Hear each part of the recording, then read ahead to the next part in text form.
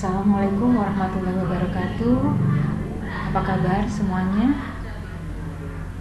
Baik, di kesempatan kali ini saya akan menjelaskan salah satu kompetensi dasar yang harus dikuasai di kelas 12 SMK, yaitu tentang analytical exposition. Seperti kita tahu bahwa ada banyak jenis teks dalam bahasa Inggris, kurang lebih ada 13 jenis teks dalam bahasa Inggris. Nah, salah satu jenis teks dalam bahasa Inggris adalah analytical exposition. Ini adalah salah satu jenis teks exposition. Jadi jenis teks exposition dalam bahasa Inggris itu ada dua, ada analytical dan ada hortatory. Hampir sama kedua jenis teks ini, sama-sama exposition, hanya bedanya kalau hortatory lebih kepada bersifat menyarankan atau mengajak kepada pembaca ataupun pendengar untuk mengikuti apa yang disarankan oleh si penulis ataupun pembicara. Sedangkan kalau analytical hanya bersifat memaparkan saja pandangan penulis atau pembicara mengenai suatu isu. Baik, kita akan bahas apa itu analytical exposition. Analytical exposition adalah jenis teks atau materi lisan dalam bahasa Inggris yang digunakan untuk menjelaskan pandangan penulis mengenai suatu isu. Dengan kata lain, teks ini adalah teks argumentatif. Jenis teks ini sangat populer di kalangan akademika dan dapat ditemukan dalam buku-buku ilmiah, jurnal, majalah, artikel koran, pidato akademis, dan lain sebagainya. Tujuan dari teks ini hanya untuk membuat pembaca atau pendengar sadar akan suatu isu yang diangkat oleh penulis atau pembicara. Seperti yang saya sebutkan tadi, ini bedanya dengan hortatory. Kalau hortatory exposition ini selain membuat pembaca atau pendengarnya sadar, juga ada menyarankan kepada pembaca atau pendengar untuk mengikuti apa yang disarankan oleh penulis atau pembicara. Saya akan berikan sekilas tentang perbedaan antara exposition yang analytical dengan exposition yang hortatory. Nah, ini. Jadi kalau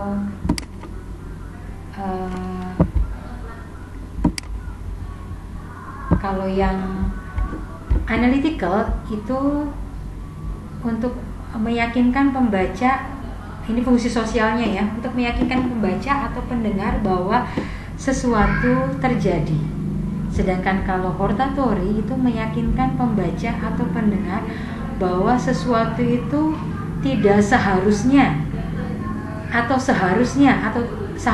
tidak seharusnya terjadi. Jadi ada bersifat sedikit memaksa atau menyarankan gitu ya kalau hortatory. Kalau analytical hanya memaparkan saja. Itu sekilas perbedaan antara analytical exposition dan hortatory exposition. Baik, kita kembali lagi kepada materi analytical exposition. Nah, bagaimana sih ciri-ciri dari analytical exposition itu? Ciri-cirinya adalah merupakan teks argumentatif yang disertai alasan-alasan yang mendukung, kemudian menggunakan pola kalimat simple present tense. Nah, pola kalimat simple present tense ini sudah pernah saya berikan saat kelas 10 semester 1. Dibuka lagi buku kelas 10 semester 1-nya ya. Ada di situ materi tentang simple present tense. Bagaimana polanya? Di situ bisa dipelajari kembali. Kemudian ciri selanjutnya adalah menggunakan kata penghubung seperti first, second, third, next, furthermore, additionally, dan kata-kata penghubung yang lainnya. First artinya yang pertama, second, yang kedua, third, yang ketiga, next, selanjutnya, furthermore, selanjutnya, additionally, selain itu, dan lain sebagainya. Nah, ini beberapa kata penghubung yang menghubungkan antar kalimat atau menghubungkan antar pendapat ataupun menghubungkan antar paragraf. Ini seperti ini. Kemudian ciri selanjutnya adalah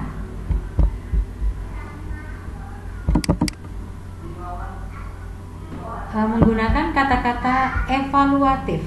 Kata-kata evaluatif itu kata-kata yang bermakna nilai, seperti important, penting, valuable, penting atau bernilai, trustworthy, layak diberitakan, dan kata-kata evaluatif lainnya. Kemudian juga menggunakan kata sambung yang sebab akibat. Banyak menggunakan kata sambung sebab akibat. Contohnya as a result, ya, akibatnya, because, karena, by, karena atau oleh, consequently, konsekuensinya atau akibatnya, despite, karena, due to, karena, for that reason, oleh sebab itu, dan lain sebagainya. Itu adalah beberapa kata sambung yang sebab akibat yang banyak dipergunakan dalam text analytical exposition. Baik, sekarang kita akan bahas struktur dari analytical exposition itu bagaimana strukturnya. Di sini strukturnya ada tiga bagian dalam analytical exposition. Bagian yang pertama, atau kalau kita bicara paragraf, ini ada di paragraf pertama, itu adalah tesis. Jadi pada text analytical exposition pada paragraf pertama itu adalah bagian tesis. Bagian tesis ini diisi dengan pendapat penulis atau pembicara terkait topik yang dipermasalahkan. Jadi di sini adalah isinya pendapat penulis atau pembicara terkait topik yang dipermasalahkan. Nanti kita akan bahas ya contohnya di selanjutnya. Kemudian bagian yang kedua, atau kalau kita bicara paragraf, di sini paragraf kedua. Nah, pada bagian argumen ini bisa berisi lebih dari satu paragraf. Bisa berisi lebih dari satu paragraf. Bisa saja satu pendapat, satu paragraf. Pada bagian argumen ini berisi tentang pendapat-pendapat yang mendukung ide pokok. Jadi di sini dipaparkan pendapat-pendapatnya yang mendukung ide pokok yang tadi disebutkan di bagian tesis tadi. Yang dipaparkan pendapat-pendapatnya. Nah, pada bagian argumen ini tergantung style atau gaya penulis masing-masing atau pembicara masing-masing ya. Bisa saja satu pendapat tersebut satu paragraf, atau bisa saja seluruh pendapat-pendapat tersebut disatukan dalam satu paragraf. Jadi pada bagian argumen ini bisa satu paragraf atau lebih dari satu paragraf. Nah, kalau lebih dari satu paragraf bisa saja satu pendapat dijadikan satu paragraf. Nah, ini bagian argumen atau bagian kedua ini lebih banyak isinya. Nah, kemudian pada bagian argumen ini semakin banyak pendapat yang dituliskan atau dibicarakan, maka sebuah analytical exposition text semakin menarik karena pembaca atau pendengar cenderung percaya terhadap suatu peristiwa jika terdapat banyak pendapat yang mendukung di dalamnya. Itu bagian yang kedua dari analytical exposition. Nah, bagian ketiga atau bagian terakhir dari analytical exposition adalah conclusion. Pada bagian conclusion ini berisi tentang kesimpulan atau pernyataan ulang atas inti dari ide yang disampaikan. Jadi disimpulkan atau diucapkan ulang intinya dari tadi pendapat-pendapat yang disampaikan tadi disimpulkan atau dinyatakan ulang intinya saja ya. Itu di bagian conclusion atau kesimpulan. Nah, ini yang berbeda dengan hortatory exposition. Kalau hortatory exposition saya akan tampilkan sekilas tentang bagaimana sih struktur teks dari analytical dan hortatory. Baik, di sini disampaikan kalau analytical ini bagian-bagiannya ada tesis, ada argumen, ada reiteration. Tadi nama lain dari conclusion itu bisa reiteration atau conclusion. Nah, kalau pada hortatory itu pada bagian ketiga, pada bagian ketiganya itu berbeda. Pada bagian ketiganya ada namanya recommendation atau rekomendasi yang berisi tentang pernyataan apa yang seharusnya terjadi. Jadi rekomendasi, sifatnya rekomendasi atau saran ya. Nah, itu bedanya dengan yang analytical. Baik, kita kembali lagi ke pembahasan tentang analytical. Nah, sekarang kita sampai kepada contoh dari analytical exposition. Di sini contohnya adalah tentang cramming is bad. Apa itu cramming? Cramming itu nama lain dari istilah sistem kebut semalam atau belajar sikat dalam waktu semalam. Itu namanya, bahasa Inggrisnya adalah cramming. Nah, ini contoh teksnya, contoh teks dari analytical exposition. Ada paragraf 1. Paragraf 1 kita sebut apa tadi? Tesis. Ya, ini bagian tesisnya. Kemudian paragraf kedua, ini argumennya. Di sini penulis kebetulan membuat bagian argumennya hanya satu paragraf saja, jadi mungkin pendapat-pendapatnya dijadikan satu dalam satu paragraf. Pendapat-pendapatnya dikumpulkan jadi satu dalam satu paragraf. Nah, bagian terakhir conclusion. Di sini akan dijelaskan isi dari teksnya tersebut. Bagaimana si penulis ini membuat isi dari bagian tesis tersebut. Baik, kita baca bersama-sama bagian tesisnya. How do you study when the test is coming? Do you start preparing for the test weeks or months before the test, or leave things to the last hour? If you start studying weeks or months before the test, it is great. However, if you study all the materials in the last hour or minute, it is not good for you and it is called cramming. Jadi disampaikan pendapat dari si penulis atau pembicara tersebut tentang topik yang disampaikan, bahwa cramming is bad. Ini ya, disampaikan, dijelaskan, disampaikan terlebih dahulu. Kita ulas isinya. Bagaimana kamu belajar ketika ujian tiba? Apakah kamu mulai menyiapkan ujian tersebut minggu-minggu atau bulan-bulan sebelumnya, atau menyiapkannya di jam akhir? Jika kamu mulai belajar minggu-minggu atau bulan-bulan sebelumnya, itu bagus.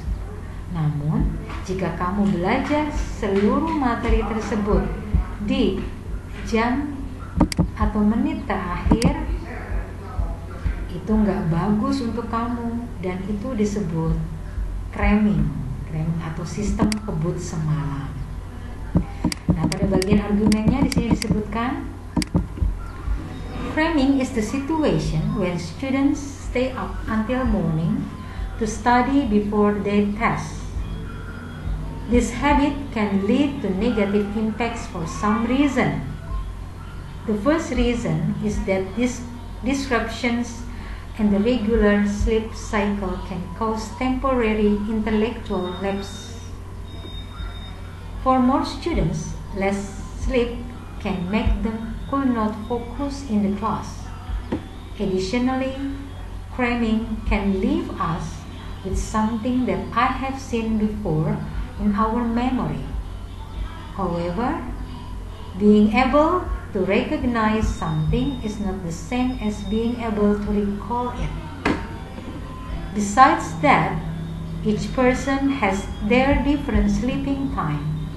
So, some of them often use a stimulant for cramming. Furthermore, the stimulant gives bad effect to its consumers. The example stimulant is coffee. It causes many problems such as caffeine intoxication syndrome, anxiety, panic, headaches, and so on. Nah, ini adalah berisi pendapat dari penulis tersebut untuk mendukung topik bahwa cramming is bad itu tadi ya. Nah, di sini cramming atau sistem kebut semalam adalah situasi di mana siswa itu terjaga atau bangun sampai dengan pagi hari untuk belajar sebelum ujian. Kebiasaan ini bisa mengakibatkan efek negatif untuk beberapa alasan. Alasan yang pertama adalah gangguan siklus tidur yang bisa menyebabkan